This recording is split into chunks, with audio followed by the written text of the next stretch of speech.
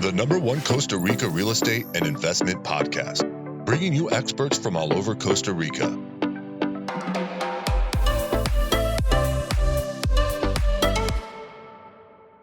Good afternoon, guys, and welcome to episode 256 of Costa Rica Real Estate and Investments with me, your host, Richard Bexon. Sorry, I'm not in my office today, guys. I'm in the Manuel Antonio project, which many of you actually invested into, so very much appreciate that. If anyone's interested in investing into it, we do actually have 2 villas that we are still actually doing fractional ownership, so investments of $100,000 onwards on those. So you can contact us. All of the contact details are in the description down below. But this is actually turning out much better than I thought. Reservations through the roof, like things are going, a lot better. I keep having to pinch myself. So, but I knew it would be a success. So I always say that when I get into a project, if I feel that anxiety before I start, or that like, what am I doing? Then it's right. And so far, I've had that in all my projects. When I don't feel that, then that's usually when I get concerned. But anyway, today on episode 256, we're going to be speaking with Alex Stripe. We've had him on the podcast before. He's the chief inspector and also owner for Stripe Signature Inspections. So we can get kind of like some of his opinion on what's going on in the market, plus also things to look out for when buying properties here in Costa Rica. I think very, very important, just so that you understand any conflicts, how inspections work here, et cetera, et cetera. So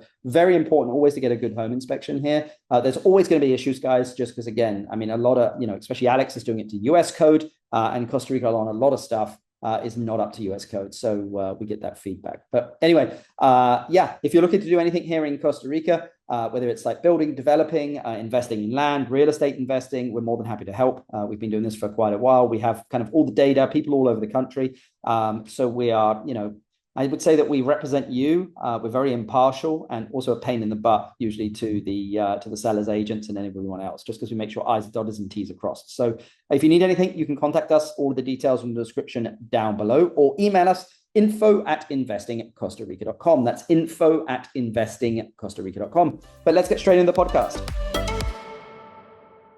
Good afternoon, Alex. How you doing? Doing well, Richard. How are you? Good. It's been a while since we got you on the podcast, but love to have you on here because I know it's no BS from you. I know you've upset a few people during your time doing home inspections and giving the truth, and not everyone wants to hear that. Yeah, I mean, I wish that wasn't the case here with upsetting people, but unfortunately, that's how it goes sometimes. But I really appreciate you having me on. Not at all, not at all. Well, Alex, I mean, international markets seem to be very strong at the moment, and actually like a little bit buoyant as well. I still think, we're going to see some volatility, that's for sure, over probably the rest of the year. But like, how would you describe how your work has been for 2025? At the beginning of the year, we hit the ground running. I had a strong first quarter. The last couple months, we see our traditional seasonal slowdown. I think we're still pretty much on pace to hit our numbers for this time last year. We've been operating here in Costa Rica for 4 years now. Every June, July, August generally sees a bit of a slowdown, and then it picks back up. It seems to be the normal seasonal slowdown, maybe slightly less than previous years, but nothing too crazy. Okay. So, I mean, on your front, but I mean, I always say it's, when you've got a new business and you actually see that business kind of increasing, it's not really predictive of actually what's happening in the market sometimes. Because what I'm hearing is slow down. It's a lot quieter than it was the previous year. But it sounds like your numbers for 2025 are exactly the same as they were, if not even better for 2024. Yeah, they're pretty much on pace. I mean, we never do a ton of high volume. Unfortunately, I wish that we were able to build that up a little bit. But we're still hitting our numbers up for previous years, and hopefully we'll just continue to grow and get better. Okay, cool, man. I mean, what do you hear in the market? Do you hear that it's pretty stable, better than 2024? Things are slowing down? No, I've heard a lot of it slowing down. We haven't always had the best relationships with a ton of real estate agents here. But of course, we've been able to develop some really good ones with agents, and the ones that we talk to have just, been saying it's crazy slow right now. So yeah. Are all home inspectors the same in Costa Rica? I wish. No, I mean, that's really what we're striving for, right? There's no set standards down here. So anyone can do a home inspection, and it's going to vary from what they look at, what they don't look at. For me, I did all my training in the US, operated my business there in Denver for 10 years.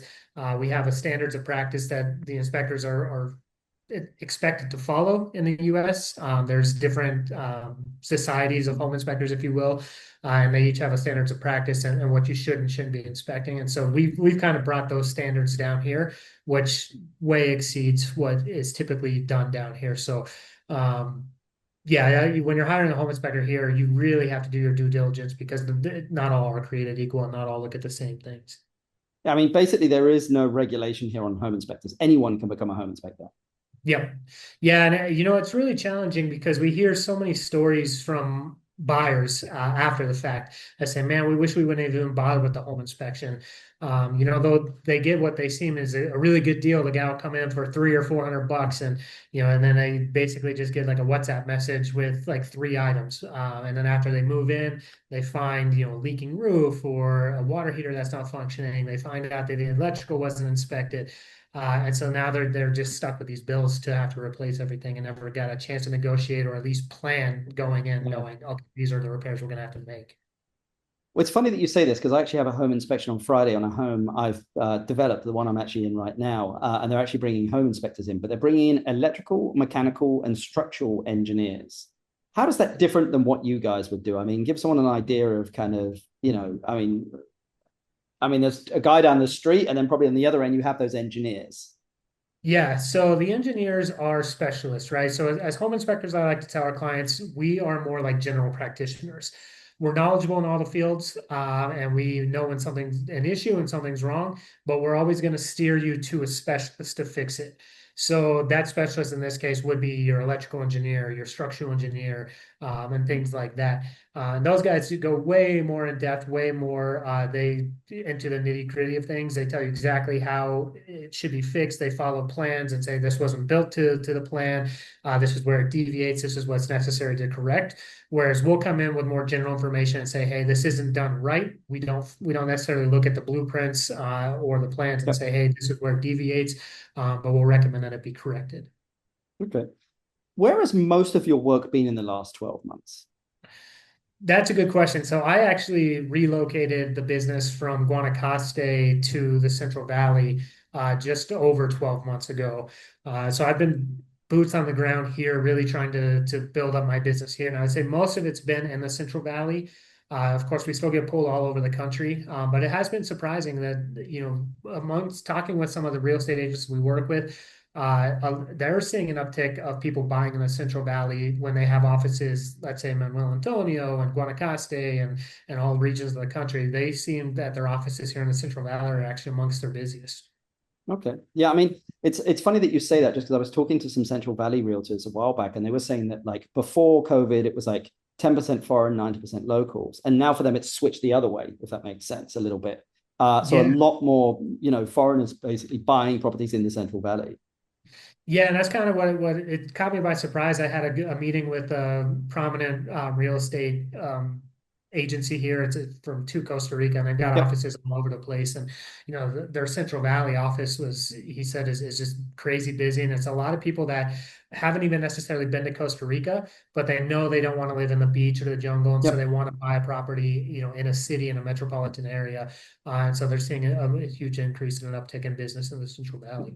I mean, it's a great place to live in because you can be at the beach in an hour and a half, or as I did, fly in 15 minutes, this morning to Manuel Antonio. But yeah, I mean, I love the Central Valley. I mean, it's where I live with my family. If I want to go to San Jose, I can, but I live in the mountains of Heredia. Life is great. I have country life while being in the city to an extent.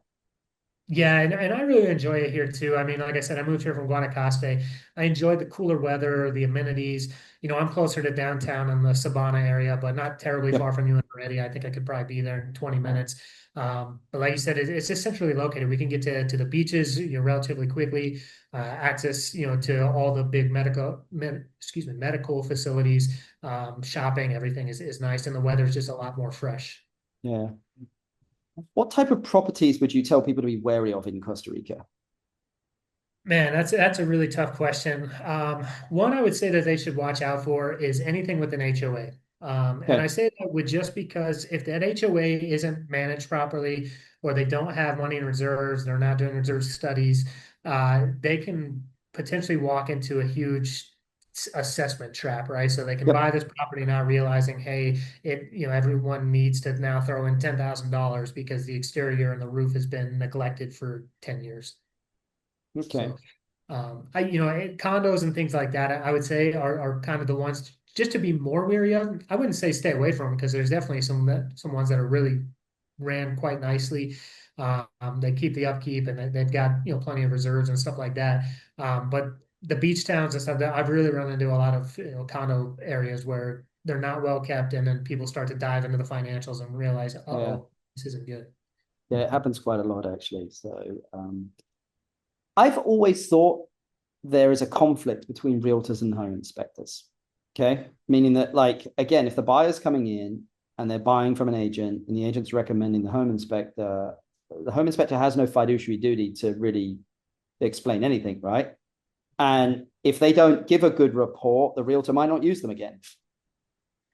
Yeah, that's an ideal situation. Now, kind of what I run into is almost on the opposite end of that. And again, this is not for all real estate agents here in Costa Rica Yeah, because yeah. we work with some really great ones. But because home inspections haven't always been traditional here in Costa Rica, I think when they start to see advanced reports, very thorough analysis of the systems, it can naturally create an issue with the buyers and the realtors, right? Because now the buyers are aware of these issues that have come up, and the realtors now have to either renegotiate or the buyer wants to move on.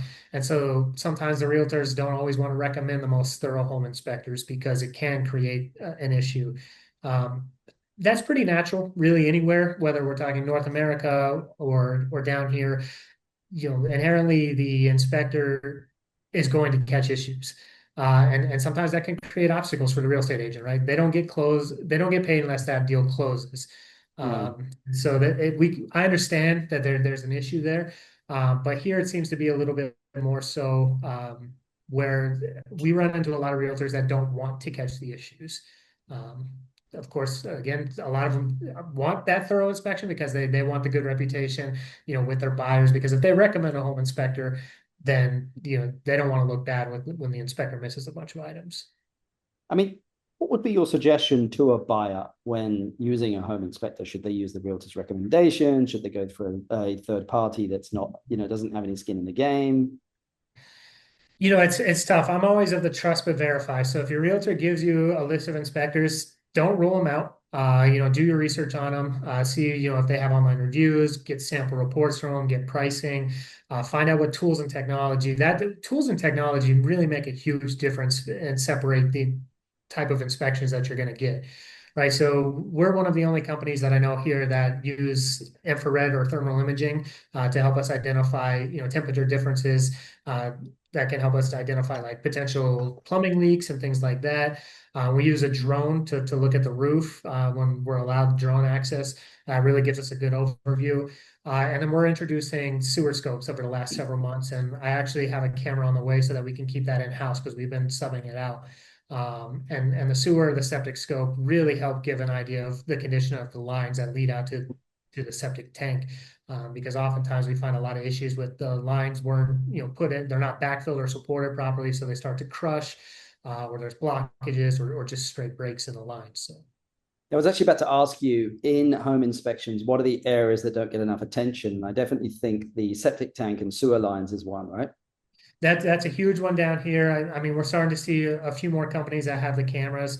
I'm aware of 3 companies right now that have cameras.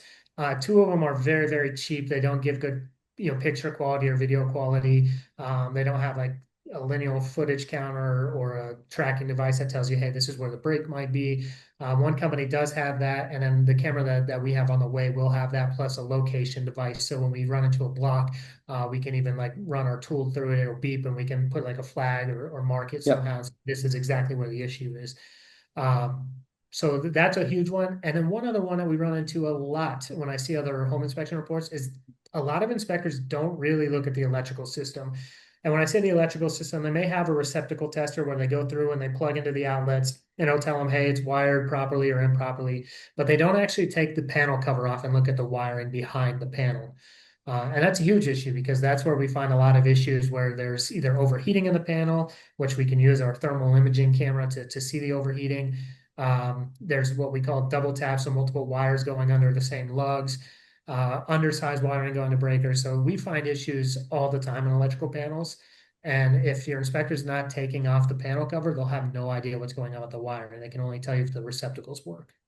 Yeah, I think there's very few inspections you've done for us where there haven't been electrical issues. I mean, in one, we're having to redo the whole electrical system. So yeah. Yeah, and it's tough, right? I mean, that's how the standards are sometimes down here.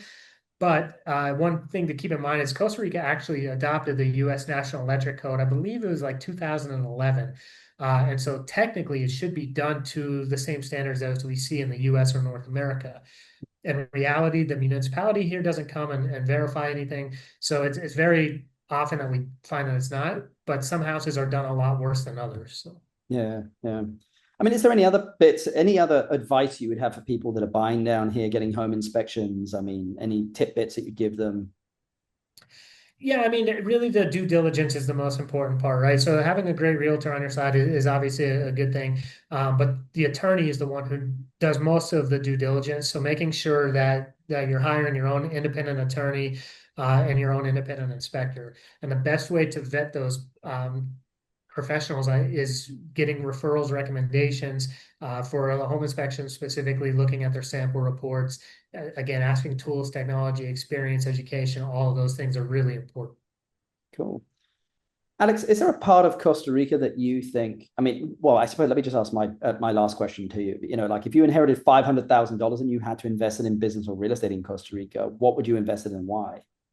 Yeah, that's a good question. Every time you ask that, I always think about it. And it's the first couple of times I think I said, oh, I would just buy some land and build like different cabins or cabinas and rent them out for income. But honestly, now that I'm more involved in the business and we've been operating down here long enough and I've seen enough work, I think that the best thing to do would be to try to invest in some like trade schools down here. Because we run into electrical and plumbing issues the most. And if Yep. we can get properly trained plumbers and properly trained electricians, I think that'll alleviate a lot of issues, on new builds and on repairs for old builds. But people just need to be trained and given the opportunity and given the right tools, technology, and Yeah. education. That's an interesting one, man. I've never had that one before. Is there an area of Costa Rica that you'd be looking investing if you had to invest in real estate? Just a lot of people are looking to invest in real estate. Listen to the podcast. Are there an area or a location in Costa Rica that you think, is just ripe, that's not one of these main areas like Tamarindo or something? Yeah, I mean, obviously the beach towns are big for investment properties.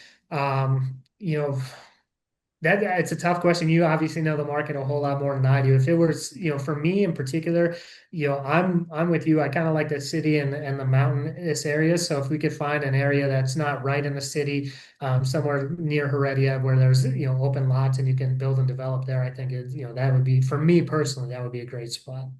Awesome. Well, Alex, it's an absolute pleasure to have you on the podcast as always. Thank you very much for sharing your knowledge and expertise with us. And anyone that wants to get a home inspection done or speak to Alex, all of his contact details will be in the description down below.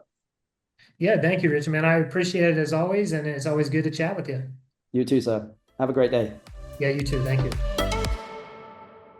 Guys, hope you enjoyed that podcast there with Alex Stripe. As you can see there, there's a mountain of stuff that you need to check when buying a home in here in Costa Rica, like the US. I just think in the US, you have a little bit more recourse. Here in Costa Rica, as they say, caveat emptor, buyer beware. So you just need to make sure you get a very, very thorough home inspection done. And I like Alex and his team just because their home inspections are very, very thorough, pages and pages.